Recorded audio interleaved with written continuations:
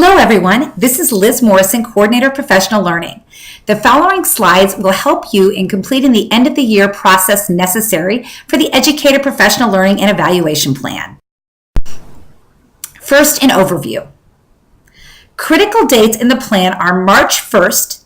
For non-tenured educators, the entire process must be completed for non-tenured educators by March 1st. All tenured educators must have the entire evaluation processes completed by May 15th.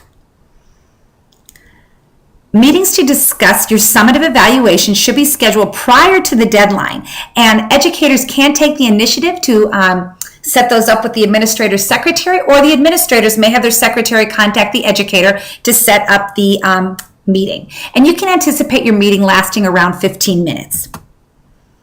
All educators complete a pre and post self-assessment utilizing the Domains of Professional Practice rubric. All educators complete their reflection on their professional learning plan based on their self-assessment and implementation of the plan utilizing peers. And all educators collect data as part of their professional portfolio.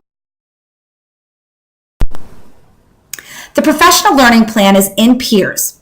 Complete your end of the year self-assessment utilizing the Domains of Professional Practice rubric, which is in peers. Once you've completed your self-assessment, review your PLP and complete your reflection. Then click on Save and Share with your administrator prior to your scheduled end of the year conference or summative evaluation conference. The client survey. Educators in years 3, 5, and CT3 must complete a client survey and reflect on their results in peers. Information on the client survey is located on the Professional Learning website. All educators need artifact in each domain and a reflection on the artifact to review by the administrator prior to the summative conference to achieve the data collection requirement of the evaluation. What this means is before you go in to meet with your administrator, make sure that you have shared your data collection via the eFolio or however you determine to do it if you are hired prior to 2009 if you don't want to use the eFolio. Teachers in years 1 and 2, the difference for you guys is that you will only have 2 artifacts for the domain criteria that you identified in your PLP. Everyone else will have information in each of their domains. The collection of artifacts provides a venue for educators to share the effective work they are doing in and out of the classroom that may not be observed by the administrator. Once again, educators hired after 2009 are required to use the eFolio feature of peers. Educator hires prior to 2009 may utilize the eFolio or gather evidence for each domain in a different format. Instructions on how to utilize the eFolio are on peers. Click on the eFolio button on the toolbar and the instruction button is right above. The eFolio creates a comprehensive portfolio of your professional growth. A simple way to utilize the eFolio is to date your reflection and the information you add to the eFolio, as it will keep this information year after year, and so this way you will know what you put in with each year. When you upload something, you want to identify it by the year, like 2013, 2014 newsletter, and then you're going to title that artifact to upload. For the artifact that you upload under each domain, you want to have a short written commentary explaining how this demonstrates your work with the students in the class that you have right now and with their parents or whoever the artifact applies to. Please limit your reflection to 3 to 5 sentences indicating how the artifact demonstrates your understanding of the domain and the criteria in action with the students you have in your class today. Then you want to share this information with your administrator. Teachers in years 1 through 3, in addition to sharing with your administrator, you will also be sharing with your instructional coach and your coordinator. All educators, you can choose to share this with whomever you would like. A great practice to start is to share this with your coordinator. Then they'll get to see some of the great classroom practice that you are putting into play. Many questions come up about the exemplary rating. As stated in our evaluation model, a rating of exemplary must include documented evidence for support. Documented evidence includes the note in a mini or extended observation crafted by the administrator describing the exemplary performance observed.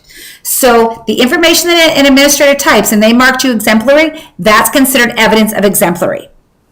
Data posted to the eFolio by the teacher with a reflection on why the evidence demonstrates exemplary performance. In the end, the administrator will determine if this evidence meets the criteria, but teachers can post things on the eFolio to be considered for the exemplary marking. And there can be additional data posted to the eFolio requested by the administrator of the teacher. For example, your administrator knows that you've done a lot of curriculum work and they would like for you to post that on your eFolio under planning and preparation for learning so they are able to mark you exemplary in that area. So, can be observed and then written. It must be written though in the, when they've marked exemplary, there must be some sort of note describing exemplary performance. Teachers can post information on the eFolio, which will then be reviewed by their principal, or a principal might request information from the teacher if they know you've done exemplary work and they need to see that evidence. Hopefully that clears up the exemplary category. The 3 and 3 service credit in 3 years, educators in years 3, year 6, and career teachers in the 3rd year of the 3-year rotation, which is known as CT3, must earn 3 in-service credits by June 30th of the evaluation cycle. Detailed information on the 3 and 3 can be found on the Professional Learning website. Now, if you take a look at this slide, you can click on your year in the evaluation cycle to find out exactly what you need to know. So, if you're in year 1, click on year 1. Just an important point, all educators new to Parkway, regardless of previous years of experience, will begin the evaluation process at year 1. Please contact your supervising administrator if you do not know your year in the Teachers in years 1 and 2. You will be using data collection utilizing the eFolio. You will have 2 artifacts for the domain that is the focus of your PLP, and you will have a short reflection on the artifact. You will complete a post-self-assessment of the domains of professional practice found in peers. Your PLP reflection submitted to your administrator prior to summative conference, we recommend early February, and your summative conference with your administrator prior to March 1st. Year 3 teachers. You will have data collection utilizing the eFolio. You will have evidence under each domain with a short reflection on the artifact. You will complete a client survey and reflect on the information in peers prior to your meeting with your administrator. You'll complete the post-self-assessment, the PLP reflection submitted to your administrator prior to your summative conference, your summative conference with your administrator prior to March 1st, and 3 in-service credits completed by June 30th. Year 4 teachers. You will have data collection utilizing the eFolio with 1 piece of evidence at least for each domain. You'll complete a post-self-assessment rubric. You'll do your PLP reflection submitted to your administrator prior to the summative conference, which would be early February, you want to get that in, and then a summative conference with your administrator prior to March. Year 5 teachers. You will have data collection utilizing the eFolio. You'll have at least 1 artifact per domain with reflection. You'll complete a client survey and reflect on the information in peers. You'll complete the post-self-assessment rubric and your PLP reflection, all of which are submitted to your administrator prior to your summative conference. We recommend early February. And then you'll have your summative conference with your administrator prior to March. Year 6 teachers. You have data collection utilizing the eFolio with evidence under each domain. You'll complete the post-self-assessment rubric, your PLP reflection submitted to your administrator prior to May 15th, and 3 in-service credits completed by June 30th. There is no summative conference with your administrator this year. Teachers in year 7, you have data collection utilizing the eFolio. You'll need evidence or an artifact in each domain with a short reflection. You'll complete your post-self-assessment rubric, your PLP reflection submitted to its administrator prior to the summative conference, and you'll have your summative conference with your administrator prior to May 17th. Career Teacher CT1, you'll have data collection utilizing the eFolio. You will be collecting data, however, that you'll be able to use in your evaluation when you are CT3. You'll still complete your self-assessment rubric, your reflection, but you will not have a summative conference with your administrator. CT2 teachers, you will have data collection utilizing the eFolio. However, this is for the next 3 years. Well, 3 years, yeah. You're going to complete your self-assessment rubric. Your PLP reflection must be submitted to an administrator prior to May 15th, but you have no summative conference with the administrator. Career teachers in year 3, you will have a complete portfolio with evidence under each of your domains. You'll complete the client survey and reflect on the information in peers.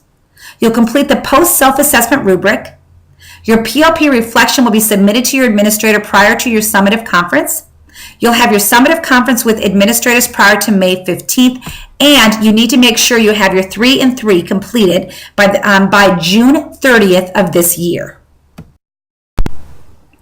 For additional information on the Parkway Professional Learning Evaluation Plan, you can find it on our webpage, the Parkway Professional Learning website. I hope you found this information helpful. Have a great day.